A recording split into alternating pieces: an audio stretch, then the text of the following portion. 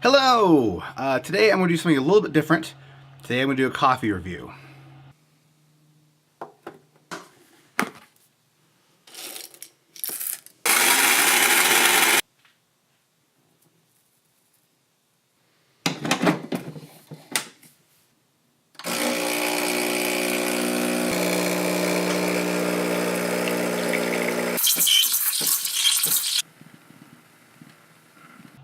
So, those of you who know me or watch the channel know that I'm a bit of a coffee fiend. That probably comes from the fact that I lived in Seattle for 16 years and grew up in the Pacific Northwest.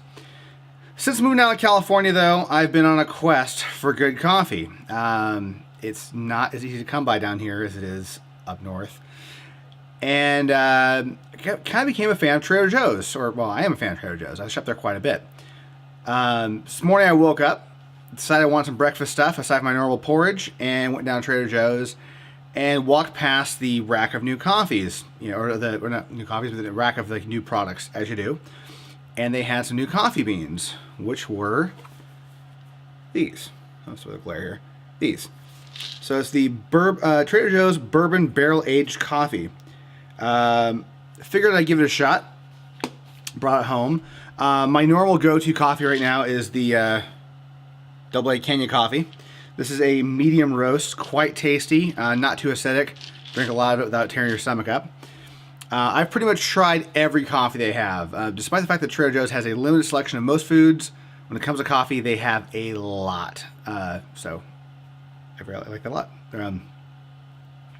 But the Kenya has been my go-to for a while. Before that, I was drinking the low-acid French roast, also quite tasty, but I kind of prefer more medium roast over dark roast. Dark roast is that thing where people try to do to make up for the fact that the coffee doesn't have flavor, so they burn the piss out of it. Hello, Starbucks. But anyway, so today I figured I would try out the bourbon. First thing you notice when you open this thing up is it smells like bourbon. In fact, this smells like Irish coffee, and straight up like an Irish coffee. If you ever made a cold brew Irish coffee, if not, I'll tell you the recipe when we're done, which is amazing. This really has the vibe that you're drinking whiskey in it, just without the whiskey. I generally don't. Oh, sorry, itchy nose. Oh. Once again, itchy nose on camera. I normally don't do just drip coffee. I normally make lattes or espressos. So Irish coffee with espresso, interesting mix. Right here actually. Now, this isn't bad by any means. It's a good coffee. However, the whiskey flavor is pretty overpowering. If you're just going for your normal morning wake me up coffee, it's a bit much. Now, Sunday morning, like today, good way to start off the day, but it's a little over the top. I almost kind of feel like this would be like more of a dessert coffee, like maybe it should be a decaf, like late night dessert coffee, because it's not something you just generally have when you're walk out the door and want to grab a coffee on the go. Now, once again, it's good. It's just overpowering. Now, the Kenya, which is, as I said, my go-to coffee, is well, for the price. First off, the price, it's like $7 for that container. Is amazing, and it's a good like all-day coffee, morning, evening, night, whatever, 3 in the morning, and works well with you either making it for a drip, espresso, doing a latte, almond milk, whatever. It seems to have a good balance. The bourbons, once again, it tastes like bourbon. This kind of makes me think of almost like a pumpkin spice kind of marketing technique of like, we'll throw pumpkin spice on it, everybody will love it. And the bourbon aged thing, the bourbon barrel, really has that bit of a hipster vibe to it. I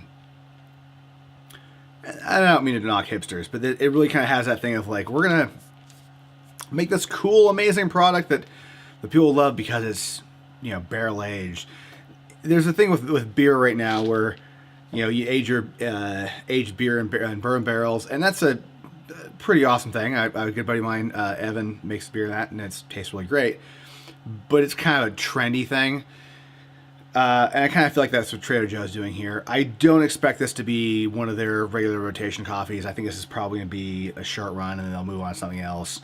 One, because it's a little more expensive. This was like $11 for this versus, $7.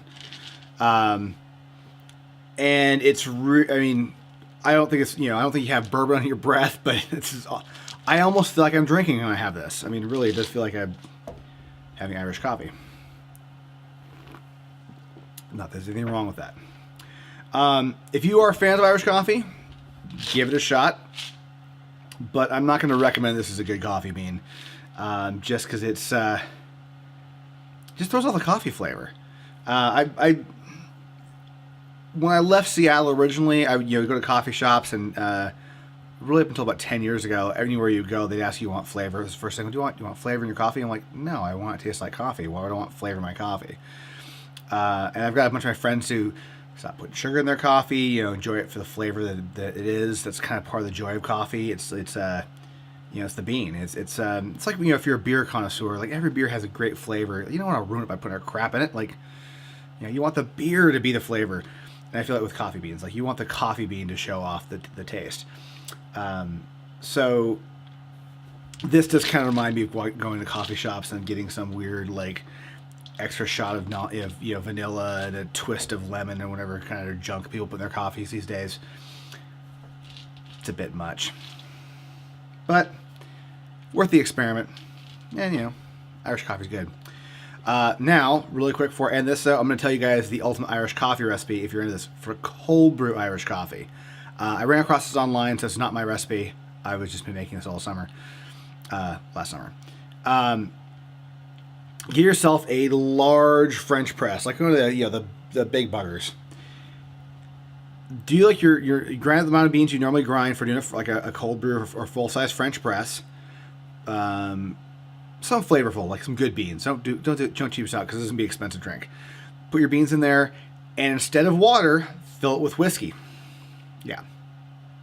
So get yourself a large bottle of Jameson, like one of the big ones. Now this does not need to be a high-end whiskey.